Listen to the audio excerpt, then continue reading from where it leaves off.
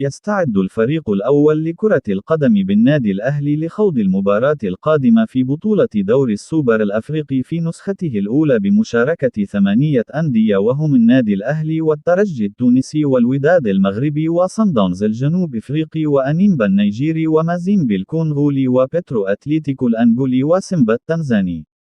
وسيلتقي النادي الأهلي في المباراة القادمة مع فريق سيمبا التنزاني في ذهاب ربع نهائي دوري السوبر الأفريقي يوم الجمعة المقبل 20 أكتوبر في 6 مساء بتوقيت القاهرة والسعودية وقطر، وستقام المباراة في العاصمة التنزانية، وستذاع المباراة عبر قناة أبو ظبي الرياضية.